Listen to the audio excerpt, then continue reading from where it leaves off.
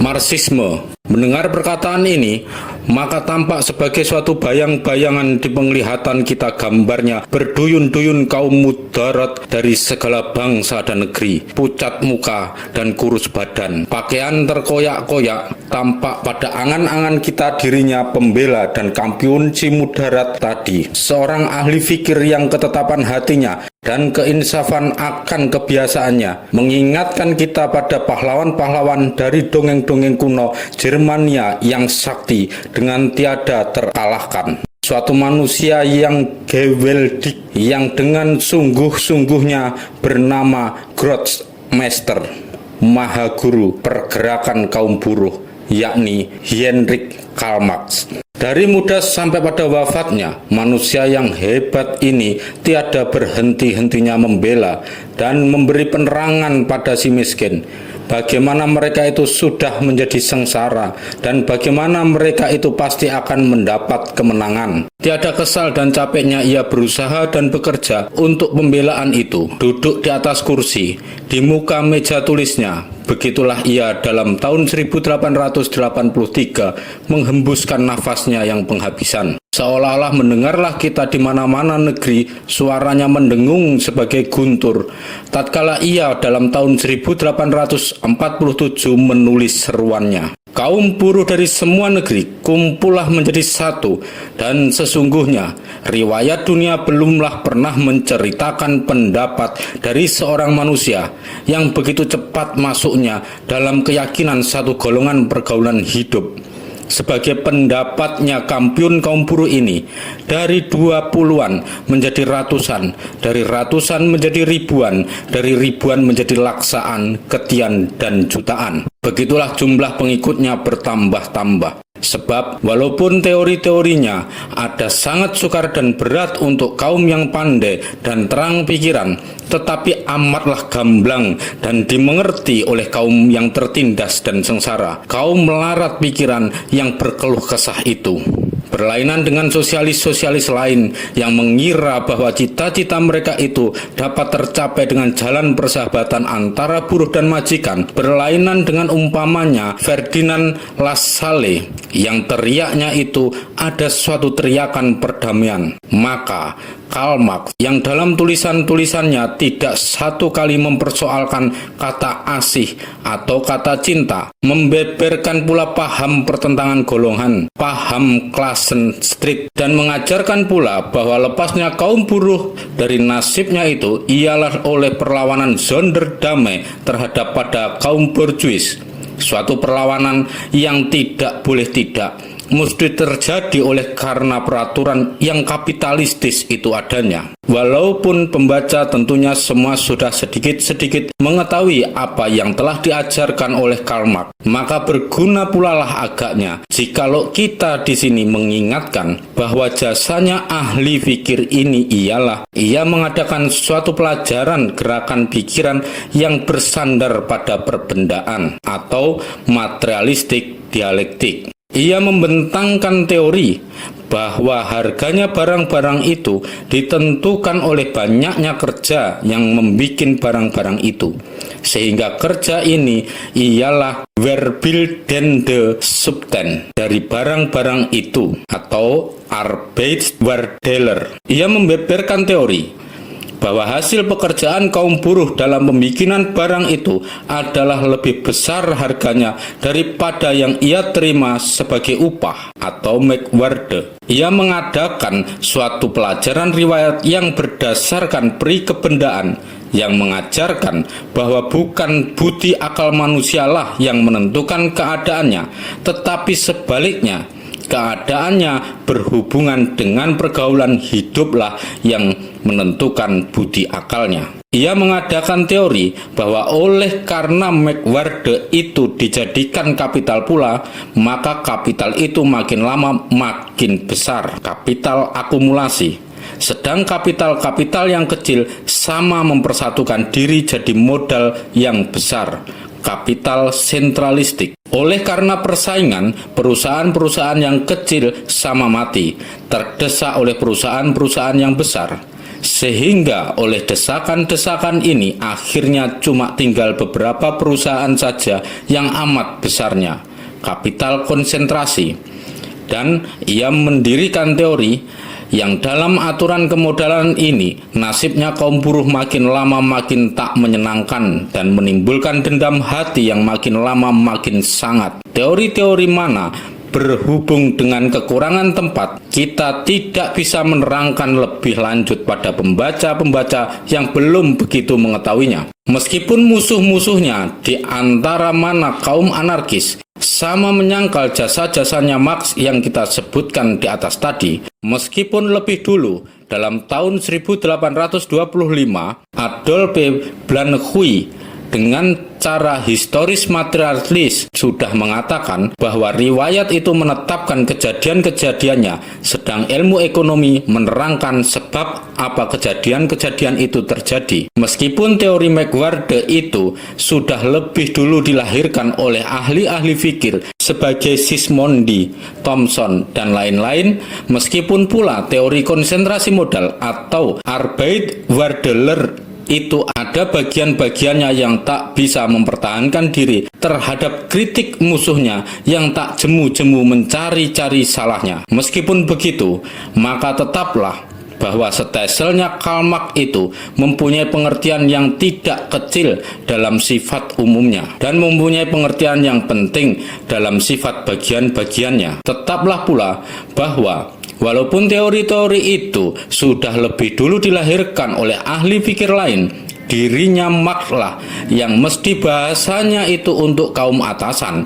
Sangat berat dan sukarnya dengan terang benderang menguraikan teori-teori itu bagi kaum tertindas dan sengsara yang melarat pikiran dengan pahlawan-pahlawannya, sehingga mengerti dengan terang benderang, dengan gampang saja sebagai suatu soal yang sudah mestinya begitu.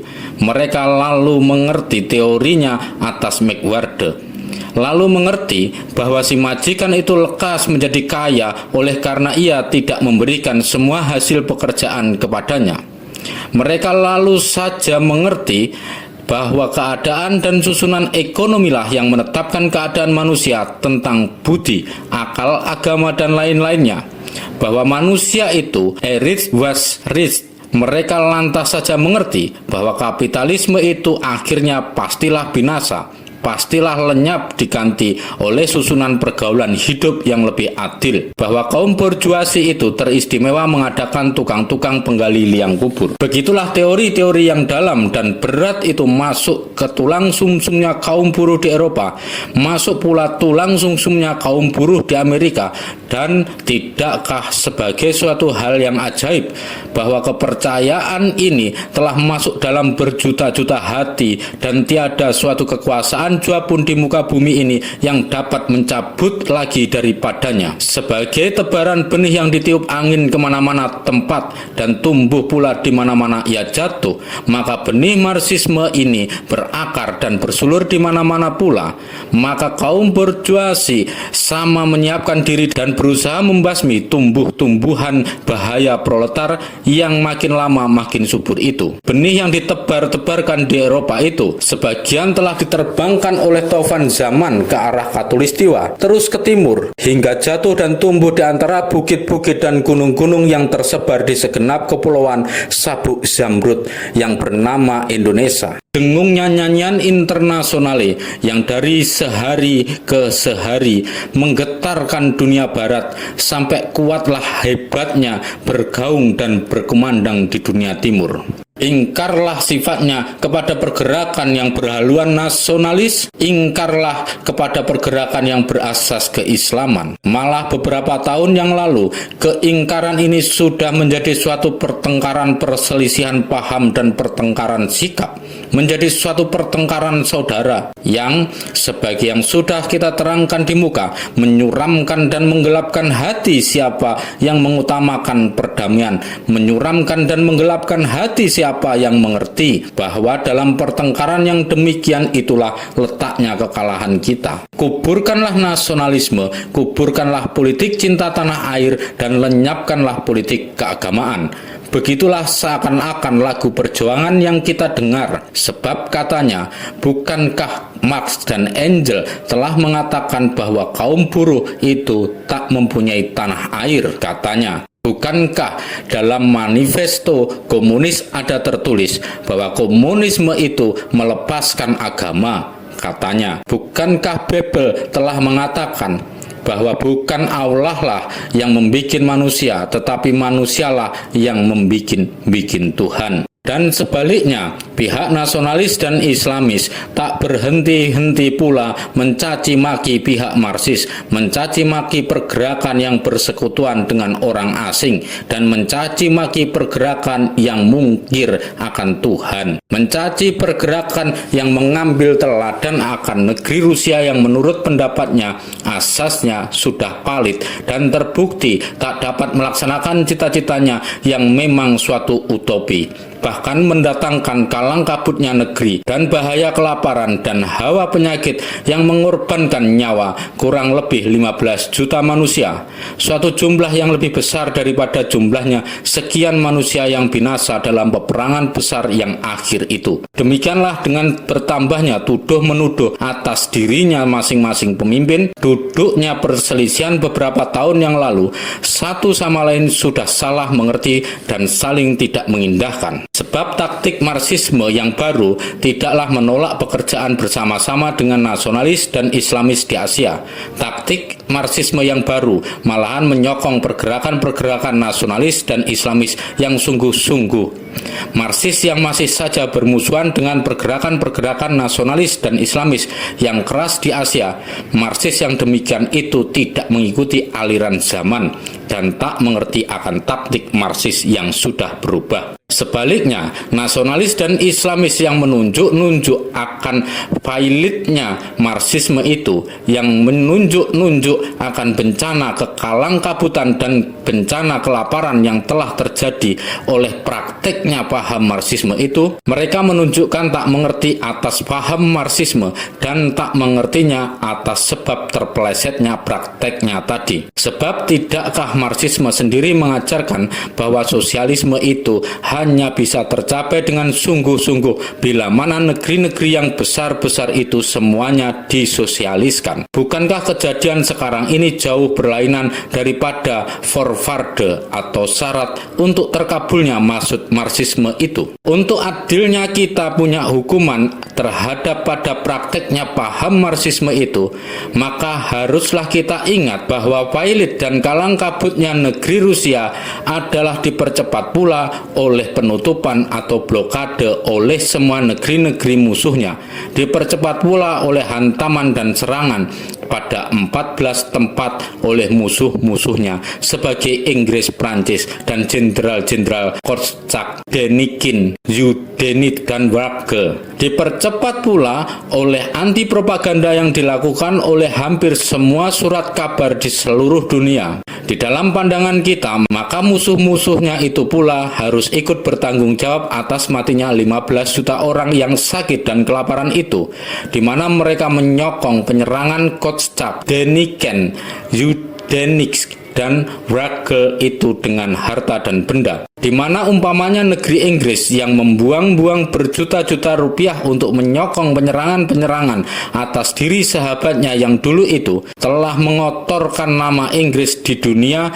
dengan menolak memberi tiap-tiap bantuan pada kerja penolongan, si sakit dan si lapar. Di mana di Amerika, di Rumania, dan di Hungaria pada saat terjadinya bencana itu pula, karena terlalu banyaknya gandum, orang sudah memakai gandum itu untuk kayu bakar. Sedang di negeri Rusia, orang-orang di distrik Samara makan daging anak-anaknya sendiri oleh karena kelaparan. Bahwa sesungguhnya luhurlah sikapnya H.G. Wells, penulis Inggris yang masyhur itu, seorang yang bukan komunis, di mana ia dengan tak memihak pada siapa juga menulis bahwa umpamanya kaum Bolshevik itu tidak dirintang-rintangi, mereka barangkali bisa menyelesaikan suatu eksperimen yang maha besar faedahnya bagi peri kemanusiaan.